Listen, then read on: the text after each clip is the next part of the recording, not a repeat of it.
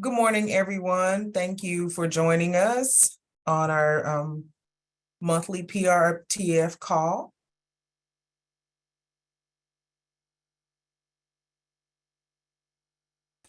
Good morning.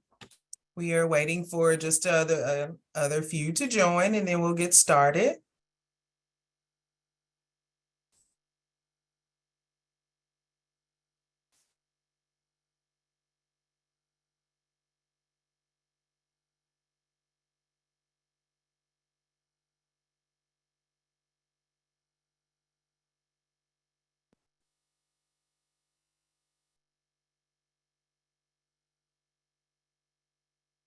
So I have 10:01, so we'll go ahead and get started. Again, my name is Shahar Lidsi, and I am the program manager for the psychiatric residential programs that are licensed by DHS. Today is our monthly provider call. So we will go ahead and get started. I want to welcome you all and just kind of ask you, how's the weather in your areas? Because as I look out my window, it's really gloomy. It turned cold in Northwest Arkansas. I saw on the news that the temperature is supposed to get down to like 30. So that's going to be kind of interesting from where we started out this morning. I know it was 74 degrees yesterday, so this is really crazy. Yeah. So be sure to check on your kiddos, make sure they're not getting sick. So Yes. it happens. So wanted to kind of talk to you guys, kind of piggybacking off some things that we've been discussing in our unit within the last few weeks in the last month.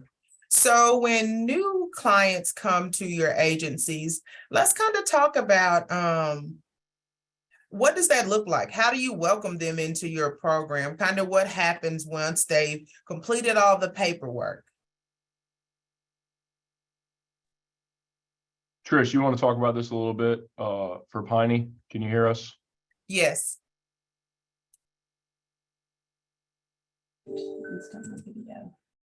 Good morning. Good morning.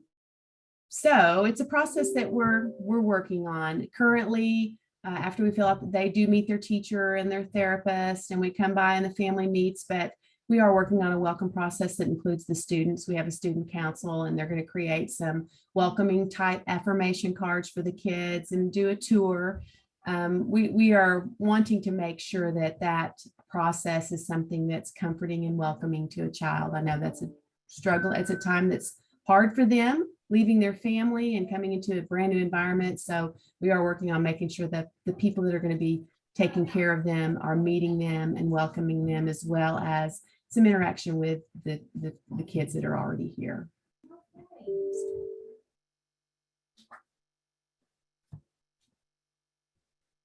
Thank you so much for sharing that. This is Cassie with Perimeter of the Ozarks. So obviously we're doing or revamping some things here. So one of the things that we are implementing at this time is to kind of piggyback off of something that she had already stated. But what we're doing is actually having letters that are written from kids that are graduating our program to be writing to the next future kid, to be able to provide positive information and just some encouragement for them to go through. Just because not, to be transparent, a lot of the kids that may be here today, they may not be in the best headspace because they're here today. And we don't have that knowledge base yet to understand that. So it's been great, I think, in the past, in my experience, to do that, just because the kids that are graduating have already picked up a lot of the skills from the program, and they're seeing it from more of a positive, reflective place based on where they were when they first came.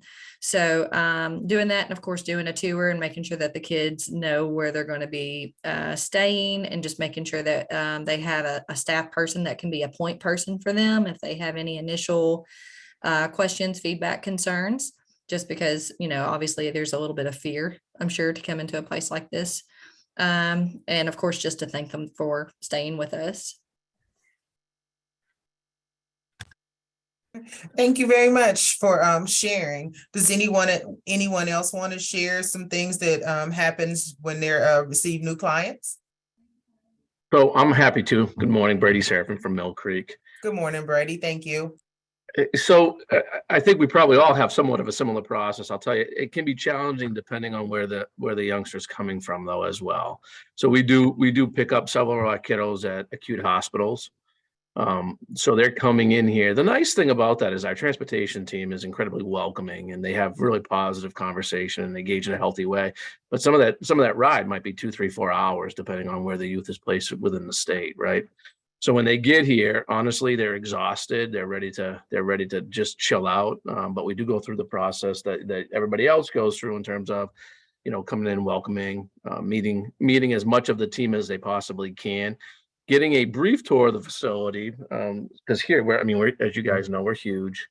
And then getting down to the unit and meeting the team on the unit and the other youngsters. Always looking for better ways to do it. I love some of the ideas that people have about past clients or current clients doing those tours. We've talked about that as well. We have a number of young people that have been successful that are still with us, and would be able to provide that level of service. So we're certainly going to look at some of those great ideas that those guys have shared. One thing that would be helpful for us, right, is always having that adult that could be with, whether it be the caseworker or a family member. And that's not the case in the majority of cases. Those kiddos are coming here by themselves, either by a transportation person and that creates some additional anxiety, right? They miss their families or whomever has been caring for them or has been that consistent adult in their life. So finding ways that we could partner better to ensure that those transitions happen with those supportive folks, I think would be really positive. Yeah, I was actually going to chime in, and I know that this is I was going to turn on my camera. I didn't even know Brady was on here. He started talking to him, and I talk about some of this stuff. But one of the things, and I know that this is more of licensing versus placement side, but one of the challenges for us is we really need the kids to come with belongings, right? Like enough clothes, right? Because we talk about they're coming in this scary environment where they don't know anybody, right? And so, what's their first impression going to be? Are they going to have pajamas at night to be comfortable? We already know a lot of these kids come in our environment. They're already going to have lower self-esteem and some of those challenges. So to make sure they come in with just the minimum things that they need. So, I don't know if anybody could help with that, but, we send out something that's pretty basic, like 7 days of, clothes, pajamas, clean underwear, right? Just so their first couple of days are at least comfortable from a clothing standpoint.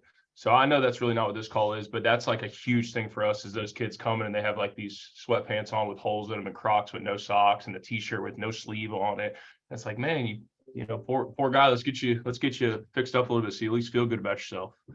So. Yeah, so Justin, I'm wondering, since all of these individuals are past members, if that's something we can take back, and that you all have a care coordinator. So, and you're talking about that across those in DCFS custody and those in parental custody, I can imagine. Some of them, I to be honest, just to be pretty candid, I've got to the point where I've stopped admissions when they don't come here with what with what people have assigned. Oh, wow. I've said, well, when a caseworker gets here with the clothes they need, we'll continue on the submission or we'll sit here for 6 hours because it's just not fair to the kids. Yeah. So yeah, it is kind of across the board. Yeah, parental custody and not in child welfare custody, both. Yeah, and it's not everybody, right? But it Yeah. happens. It does happen about 50% of the time.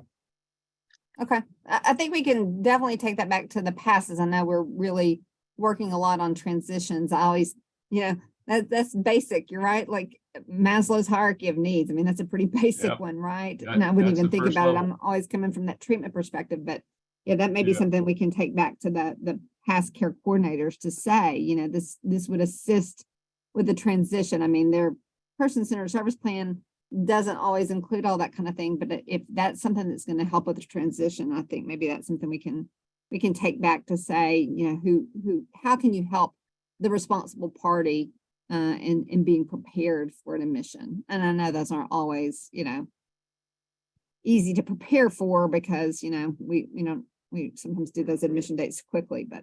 Sure. Paul, just to piggyback on what Justin was saying, I'm glad you're on the call. I would tell you about 80 to 90% of our kiddos from the state of Arkansas come in with no adult figure that's present at the admission. That is heartbreaking, Brady. So in study after study will show that anytime you can wrap a PCA around a particular kid, or the more PCAs you can wrap around a kid, the more successful they're going to be. There might be reasons why that has to happen. Maybe it's an admission at 8 or 9 o'clock at night or something like that. I can understand that, but again, we want to partner with folks on better serving the young folks, especially on the front end, right? Yeah. If we can reduce anxiety, Yeah. we've done a tremendous thing. And to Justin's point, right? I mean, we're lucky that we're large and we have, essentially a clothing store in our building. So when kiddos don't come with those things, we have them available. But if you're an odd size, I mean, we're sending folks out to various communities at 10, 11 o'clock at night to try to hit that 24-hour Walmart to get those items. So whatever we can do as providers to support having PCAs available, whether it's caseworkers, care coordinators, or something along those lines, we'd be happy to do it. Okay. Good, So good Brady, I point. have a quick question for you. So I guess in my mind, I thought that during admissions, there was always someone there with the clients. So like for some of those clients that are in DCFS custody and there's no one with them, they're signing the paperwork and sending it to you guys already? Right. Prior to, most of the time, the documents are, the consents and everything are signed prior to. Now, if a caseworker is doing the transport, they're here. But if But we're also doing the other transport, dynamic, yeah, sorry, Brady. no, you're good. The other dynamic to that though is that the caseworker will sign it, but a different member from a different locality will bring them. But it is very fast to say, like, this isn't my kid. I was the closest county. I'm dropping it all off. I'm hitting the road because I'm like, hey, can you go get us some clothes? Nope, it's not my kid. Right. So somebody might be there, but it may not be that person who's really part of that kid's team. Right. They haven't worked with that kid. They don't have a relationship. They're not really that person as that transition. So I'm sorry, Brady. I didn't mean to cut you off. No, you're good. You're good. And we have partnership meetings, so I'll ensure that this information, this is passed on to DCFS. So hopefully we can try and rectify some of this with children not having the belongings that they need at admission time. Hey Brady, this is Kenley Bennett, the director here at the centers. Something that I started doing when I came over to the centers is giving them a checklist and then verifying that they have those things with them before the child admits, and also that they either have a secondary or primary caseworker with them at the time of admission. And so since I started doing that when I came here, I've only had like a couple of admissions where that did not happen. So that's really helped me here. And so I don't know if that's something that y'all can use, but I wanted to pass it along. I certainly appreciate any thought.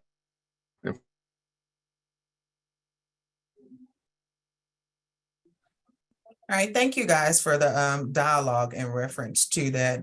Another topic that I wanted to discuss today was when you guys, maybe you can throw some ideas out for other agencies. I noticed a lot of self-harming incidents coming in to be reviewed. And when I say that, I mean just more like superficial stuff.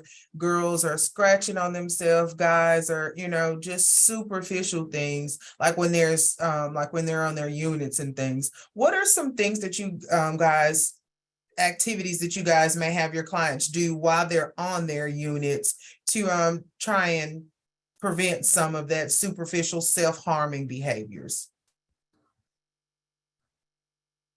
I don't want to occupy the meeting, guys. I apologize, but I'll tell you for me, programming is everything, right? So if we can keep them off the units as much as possible and engaged in healthy activities, that's our goal. And I think for folks that have been down here from our licensing partners, right? You all hear me talk about our facility and the things that we've been able to add over the last couple of years. We have a disc golf course and a walking trail, and I'm super excited. We just finished our school store that had our grand opening yesterday. So it's vocational and opportunities for our kids to engage in just a different way, right? So having programming opportunities throughout the day is critical for kids. We tell all our new staff, if you want to have a rough day, right, take some kids that have some high acuity and just sit in the common area all day. And put the TV on, it's going to be a tough day. Get them engaged. We have a lot of facilities here. We have the gym and a fitness center and game rooms and all that kind of stuff. And I think everybody else probably has those types of things too.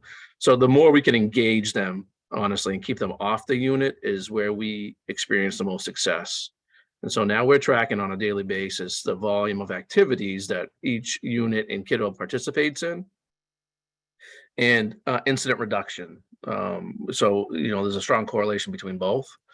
So, we've seen tremendous results in terms of, when we provided additional activity coordinator and those resources for folks, our incidents have significantly decreased. Now, you're always going to have a kiddo that has some level of acuity and some superficial acting out, or worse than that, right? I mean, we're dealing with kiddos that have had multiple acute stays in their recent history. So this challenge is there for sure.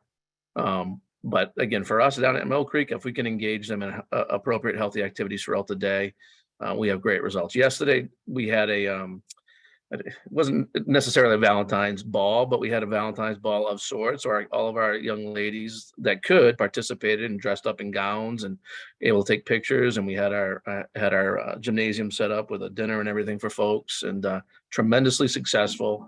Happy to report we had 0 incidents, and kiddos and staff alike were just thrilled with the outcome. So that for us is the key. Thank you, Brady, for sharing that. This is Helena for City. Just to piggyback off of Brady, we have 2 activity coordinators. And so what we are learning is every month we're correlating and we're creating activities and competitions for our residents. So this month they had a Valentine's Day competition, a Black History Month competition, where our residents decorated each residential hall, each residential school door, and then of course the staff voted on who had the best decorative doors and hallways. And so like next month they will do St. Patrick's Day. The month after that they're going to do April's Fools. In May they'll do Earth Day. So just keeping them busy with those activities. It is reducing a lot of self-harming. The self-harming that we are seeing is happening upon residents preparing to discharge. They don't want to leave. They're afraid that when they leave, they're going to, end up back in a placement such as this one, or they're going to go home and make mistakes and not have a successful discharge. Even though they have successfully worked through their treatment, they're really worried about how they're going to act whenever they're integrated back into society or back into a lower level placement. So that's when we're seeing that higher level of self-harming and the suicidal ideation. And we're continuing to work with our residents, continuing to be a support to our residents, and ensuring that upon discharge, because we have a lot of private placement residents, so a lot of parental care residents, that they have a full team upon discharge, and their team is supporting and aware of what they need to be successful upon discharge. Also too, thank you, Helena. We also have to be proactive. So we really focus on safety planning with our therapists, and we have a daily safety team. And what we really do communicate to all the staff outside the clinical department, their part in it. We are very big on it's not just a therapist, it's a team approach. So really, because a lot of times we hear the term safety plan, you just think of a therapist. So really integrating our staff and letting them know they're part of the safety plan, and having that daily safety meeting where we're tracking each kid that self-harms. We talk about each kid that is on self-harm precautions or suicide precautions. We go over all of our precautions, but we really focus on those precautions and look at what do we need to do? Do we need to staff this case? When we have our treatment team meetings with our medical director, we bring up those kids that are having excessive serious occurrences of self-harm as well. So really being proactive and reactive on a daily basis helps. And this is Renessa. I will say that sometimes everybody's doing all of that, and because of where the resident is at, they will still scratch, whether it's for attention or whether it's, a way to not feel the pain. And sadly, sometimes this can happen in a matter of seconds. Sometimes residents use a thumbnail that isn't very long. And so it can be an interesting process. And, we even go so far for this reason and for other reasons, which isn't very normalized, but we're like, hey, you can't have your hands when you're sitting down under a coat. If you're in school, your hands are supposed to be up on your desk. And, again, that's not very normal, but at the same time, we have to look at those safety risks like Antoine and everybody talked about. So Shay, can I ask a couple of questions? Yes. So as far as like your programs, do you all have the type of program where the youth are able to like work it so that they can have visitation with their families? You know, if it's those private placements, and then do they happen often, or is it like far in between, or do you find like those visits are helping those youth kind of get ready to discharge, or is it something that's like, well, that backfired, we don't need to do that again? So give me some information about that. So I'll say that at Piney Ridge Treatment Center, we used to do visitation Monday, Wednesday, Friday, but we changed it to Friday, Saturday, Sunday in a way to capture more of the parents. We really encourage them to come. In fact, I know that Acadia and probably other facilities have paid, parents to come up, provide gas cards. And sadly, some parents really struggle, or the grandparents struggle with having somebody to watch the other kids or having to work. But I do know that at least at Piney Ridge, we would love it if parents and guardians would come up a lot more. Mhm. In addition to that, I'll echo into something that's kind of along the same line. So, obviously we want parental involvement, right? I mean, that's the whole goal here. But, for some of our kids, they may not have that. So the other thing that they can do, Ebony, is we have a ton of outings and a ton of outing opportunities, right? So this gives them that opportunity to practice their safety plan in the community, gives them an opportunity to look forward to something, getting off campus. This week, we've taken kids to the ballet. On Tuesday, we're taking 20 kids to a U of A, basketball game. They're going to watch Georgia. How cool! Kids in Treatment Center go to an SEC basketball game. Last week, we had Dan Scall from KNWA do a presentation on the news here. They had to be safe to go to that. So we got a virtual field trip tomorrow where they're like up on the big screen, the zoos showing the lions, because obviously they can't bring. So creating all those positive opportunities to do things to, kind of work their plan, right? So that's the other thing. When they can't really go on those visits, at least they have something to look forward to and some kind of reason to practice being safe. So Okay. Right. Tonight, the kids, quite a few kids are going to the women's basketball game. It's the kids that competed in a basketball tournament, both boys and girls. And then those kids now get to go out and attend a basketball game. So I agree that it may not be with a family member, but an activity where you get to practice your social skills. It was so cute, the ballet that they went to. The girls had never seen, the kids that went there had never done anything like that. And the first act happened and one of the girls goes, "Is it over?" So we were able to communicate about theater to them and what kind of behavior you need to have, because it just wasn't something that they had done before. I haven't done it before, so Me hey, neither. that's a good thing. Yeah, it was Black History Month. We were able to get those tickets through the university in honor and celebrating that February and Black History Month, which is really very neat. Cool. I think that for us, the reality is I think there's a lot of cool stuff happening throughout the state and programs that are doing some tremendous work, right? The more we can do, and I think COVID threw everybody for a loop with this, but the more we can do to engage even community members and wrap some primary caring adults around these individuals, the kiddos that we serve, it just gives them more hope. So volunteers in our facilities and things of that nature, that really has all been put on hold since COVID happened. We're trying to get back to that because we do have a significant percentage of our population that don't have a stable home environment. And so the next for them, hopefully, is a group home or foster care.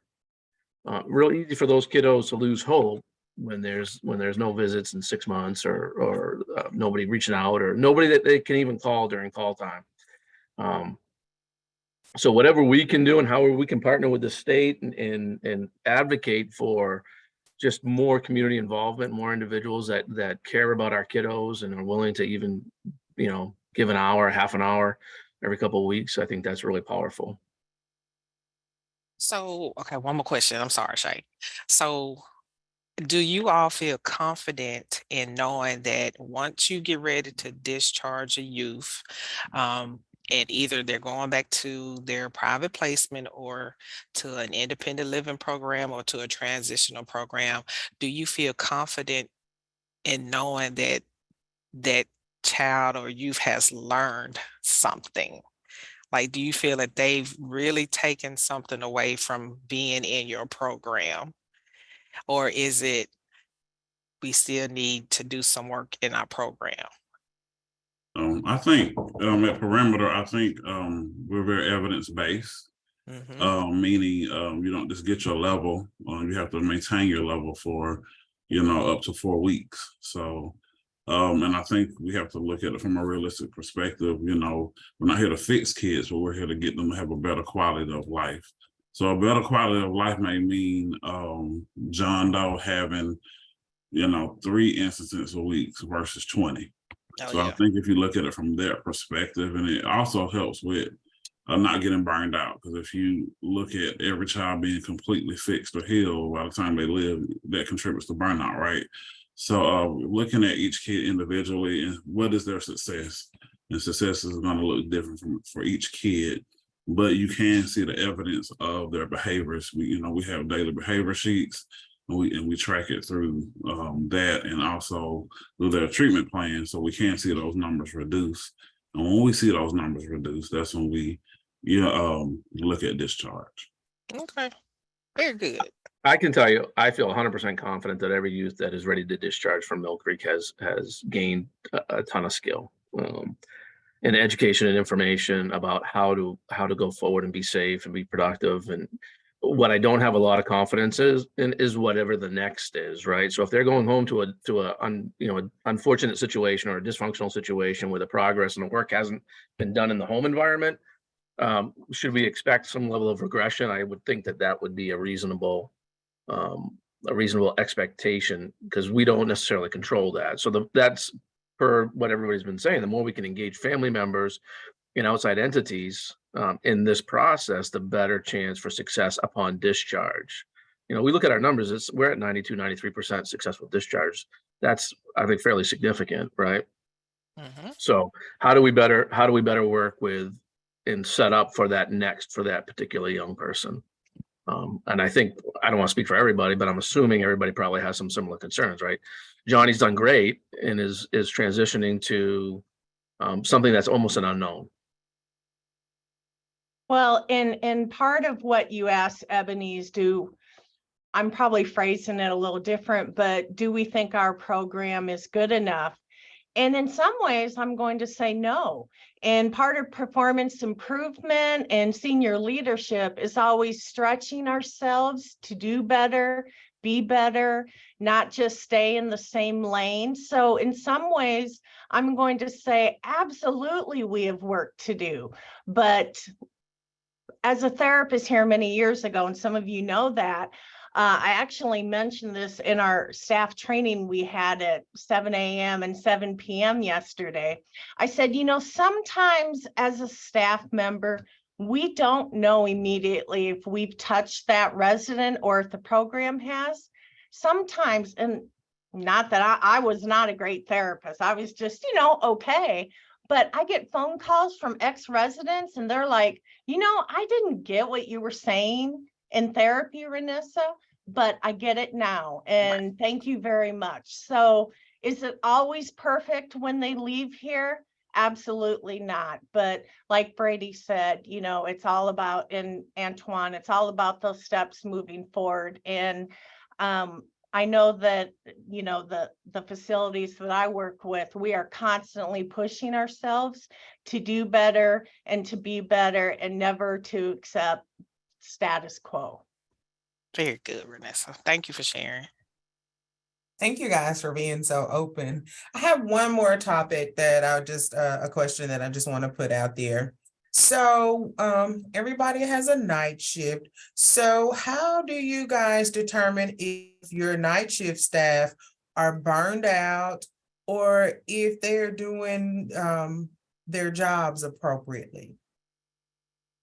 Because So I'll take a chance to talk about this because it's been something that I've spent a lot of time on.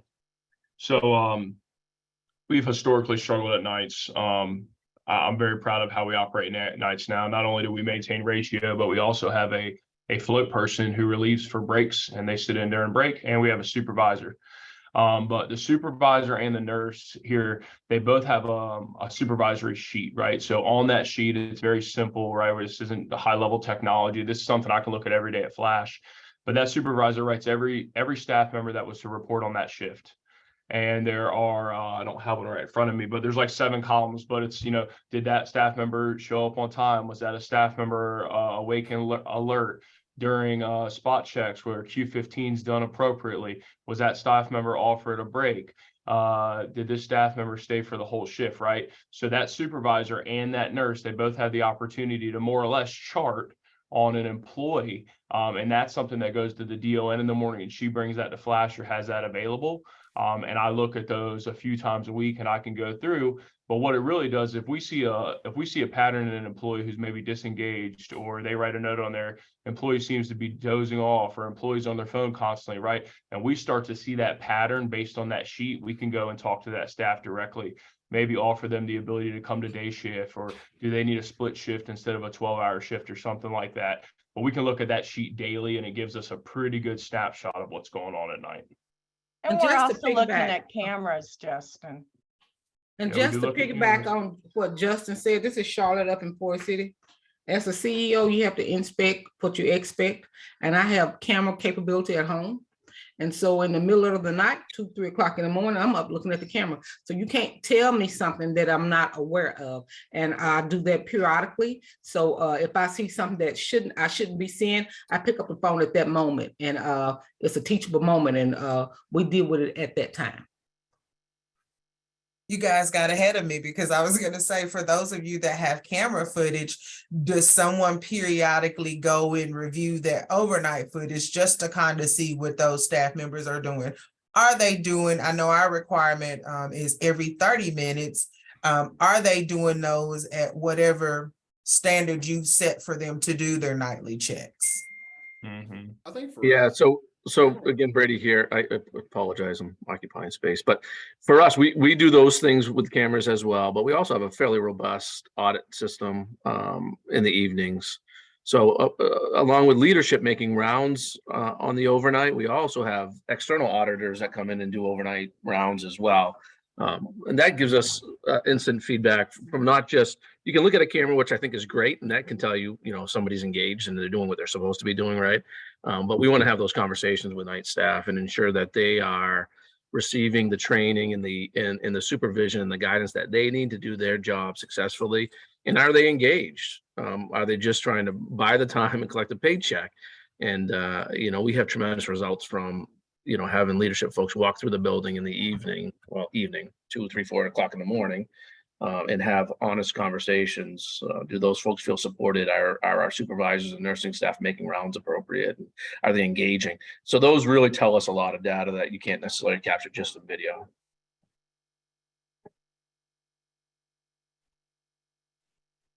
All right, thank you, Brady. Does anyone else have anything to add in reference to their overnight shift and oversight? Well, if not, I would just suggest, if you guys, for those that may not be reviewing their overnight camera footage and things, that is something that you should be doing, just making sure that those staff are alert and performing and doing the things that they are required to do on their shift.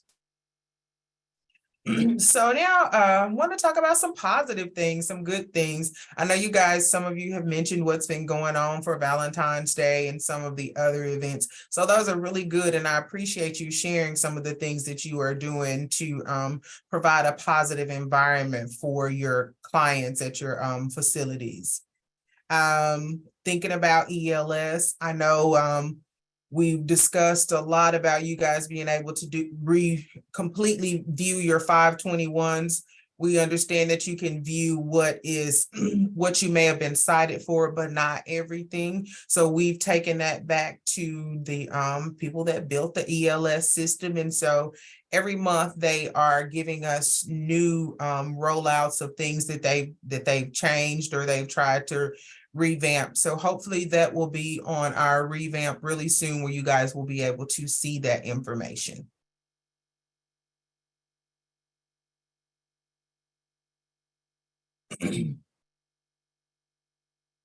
Ebony, are you still on the call? I am sorry. Can you talk about the Best of Me project?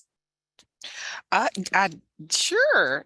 And I know we finished up the first part of it, and maybe to announce the winner on this in this setting for the PRTF providers.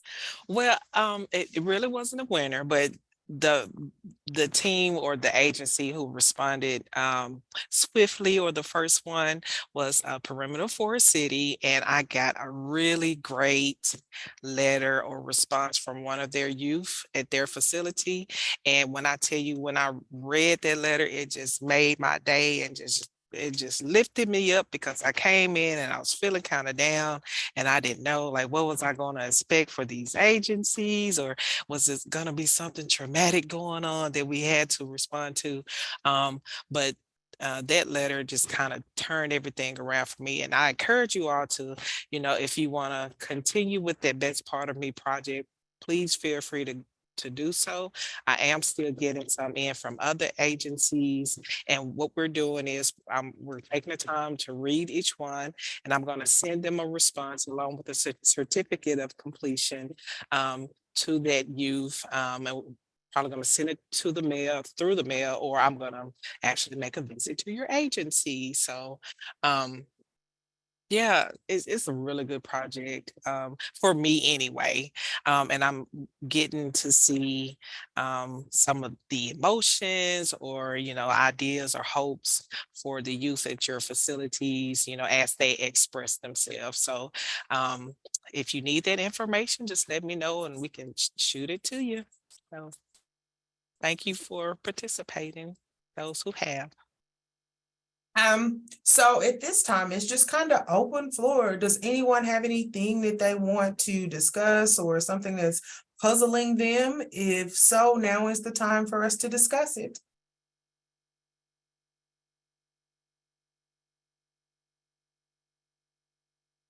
Okay.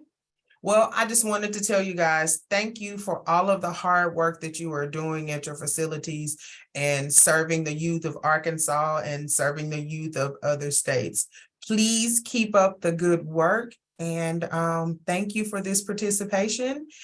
We have board meeting on February the 22nd at 1:30 p.m. So if your agency has something that is on the agenda, please make sure that someone from your agency is present at that meeting.